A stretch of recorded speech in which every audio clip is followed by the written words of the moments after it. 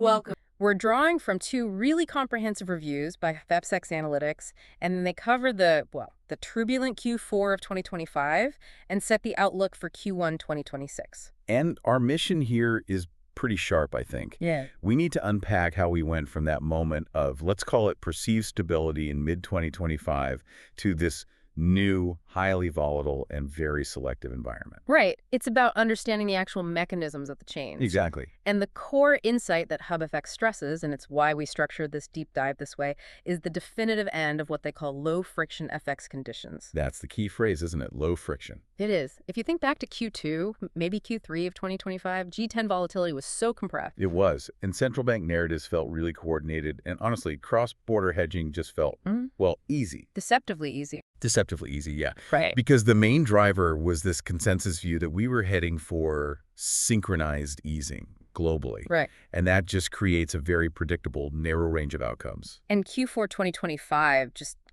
brutally upended that. Completely. We shifted from those narrow interest rate differentials to this clear, fundamental central bank divergence. You add in the reappearance of geopolitical risk, and suddenly volatility isn't just flash in the pan. Right. And hubfx makes the argument that volatility is now structural, not episodic. But, analysts say that every time the VIX spikes. Sure. What's the actual evidence this time? What makes it a real structural break? That's the crucial question. Yeah. And the evidence really is in the policy response mechanism. So in Q3, the market just assumed the Fed would be the anchor, right, leading this coordinated easing. Now, we're in what the source calls a truly nonlinear easing cycle. And that means central banks, the Fed, the ECB, the BOE, they're making decisions based purely on their own domestic conditions. To their own inflation, their own labor markets, they're just ignoring the global spillovers. Pretty much. Domestic policy comes first. And that independence is what creates the structural long-term divergence. Which makes that interest rate differential so unpredictable. Exactly. And that brings us to what hubfx calls the great repricing, the big shift from Q3 to Q4. Okay, let's detail the assumptions that just got dismantled. In Q3, if you remember, the market was just so heavily positioned for aggressive near-term U.S. Fed rate cuts. Oh, absolutely. That built a huge appetite for risk. It did. Money was chasing high-beta emerging market currencies. Everyone just assumed smooth disinflation was, inevitable. Comfortable narrative, maybe a bit too comfortable. Right. And Q4 was the cold water. U.S. inflation proved much, much stickier, especially services. Right. And at the same time, you had this U.S. growth divergence from Europe just widening dramatically. And suddenly, trade tensions were a pricing factor again. So the consequence of that was fundamental. It completely changed how you made money in FX. In Q3, it was all carry-driven. Yep. Borrow cheap, lend expensive. You'd borrow in yen, you'd lend in the Mexican peso or the Aussie dollar. So when that collapsed in Q4, how did the focus change? Did that classic carry trade just die? It didn't die entirely, but the risk profile became unacceptable. The market focus shifted completely to directional and defensive positioning. Okay.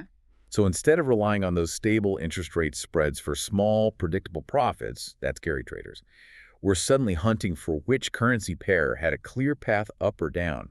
That's directional. And if you couldn't find direction? You went defensive, you bought the US dollar. And this is where it gets really interesting. The G10 divergence story, starting with the dollar's resurgence, Q3 was lackluster for the dollar because of those Fed cut expectations. But Q4 was a powerful reversal. Hugely powerful. And hubfx notes that this wasn't just a typical safe haven scramble. Yes, risk-off sentiment helped, but the real driver was the U.S. economy just consistently and significantly outperforming. Right, they pointed to the labor market resilience. The labor market and the stability of U.S. Treasury yields at higher levels. It just made the U.S. look like the only clean shirt in the laundry basket. And their key insight, I love this phrase, was that this reflected a re-anchoring of the U.S. growth premium. But what does that actually look like? How do you measure that it wasn't just defensive? They pointed to sector-specific capital flows.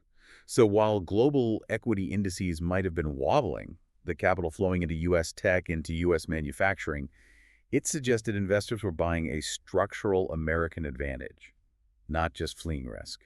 The U.S. economy just proved it could handle those higher rates. Better than anyone else, yeah. So now for Q1 2026, the dollar's role is evolving again. It's not just a broad trend currency anymore. Correct. It's transitioning into more of a relative value instrument. And for anyone listening who's managing currency exposure, this is crucial. You can't just assume long USD against everything. You have to focus on pair selection. So the USD is forecast to stay strong against the euro, for example, because of fundamental weakness there. But maybe not against the pound.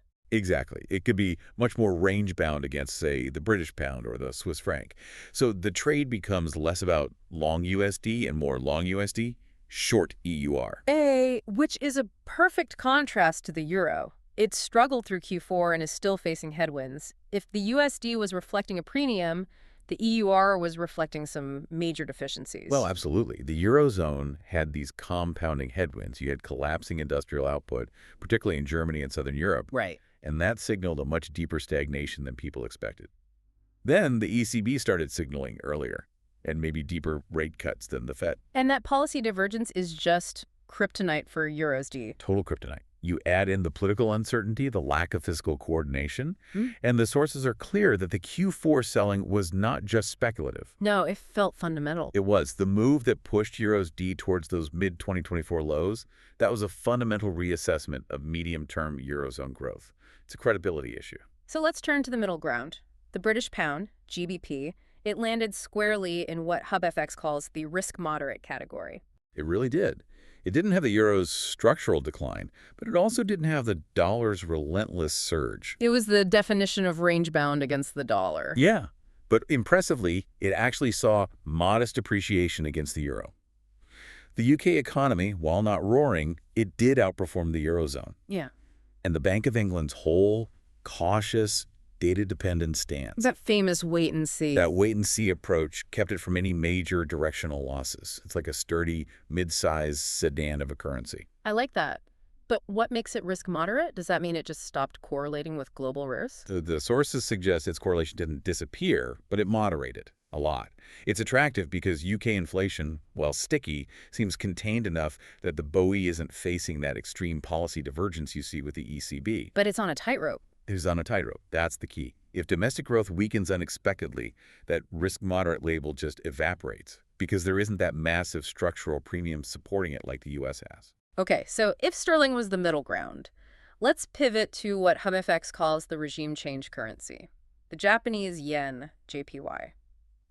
This was one of the most actively traded currencies in Q4 and Q1, and its behavior signaled something profound. It really did. I mean, for years, the JPY was just a funding instrument. You borrowed in yen because the Bank of Japan guaranteed zero rates. It was a one-way bet. It was. But Q4 introduced significant two-way risk, and that was driven by this persistent, palpable speculation that the BOJ would finally normalize policy, even a tiny bit. And we saw that massive sensitivity to U.S. yields. If U.S. Treasury yields ticked up, the pressure on the yen to weaken just intensified. Right, forcing the BOJ's hand, rhetorically at least. But why did the market's tolerance for that weakness suddenly dry up? Well, because of domestic factors. Yeah. You're starting to see sustained, albeit modest, inflation in Japan for the first time in decades. Right. And that just ratchets up the probability of a BOJ exit from negative rates. For global markets, that shift is monumental. The sources point to two huge impacts. Okay, what's impact number one? The sheer scale of Japanese institutional capital. Over decades of zero rates, Japanese insurers, pension funds, households, they poured trillions of yen into higher-yielding foreign assets. U.S. treasuries, European bonds. All over the world. All over the world. Now, if the BOJ raises rates even to a mere 0.25%, that huge pile of capital might start to come home to repatriate.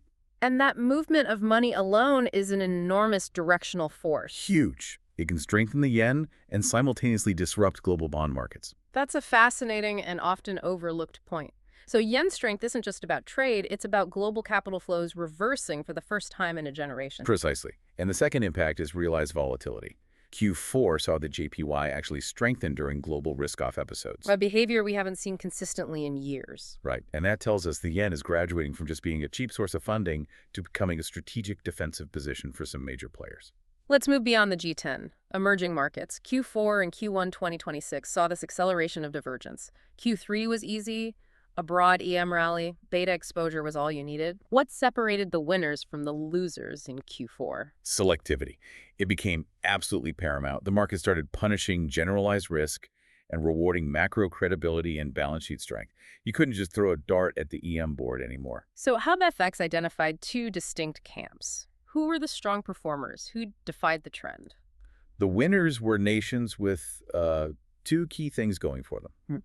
Credible monetary framework, so central banks that hiked aggressively and proved they can tame inflation, and those benefiting from commodity exports that gave them strong current account surpluses. So high-quality names, net exporters, low external debt. Exactly. Their currencies appreciated because their local yields were high and crucially sustainable. And on the flip side, the underperformers. I assume it's the opposite story. It's the highly levered economies, countries with huge external debt, heavy reliance on USD funding to service that debt, and then underlying political instability. So as the dollar strengthened, they got squeezed. Squeezed hard.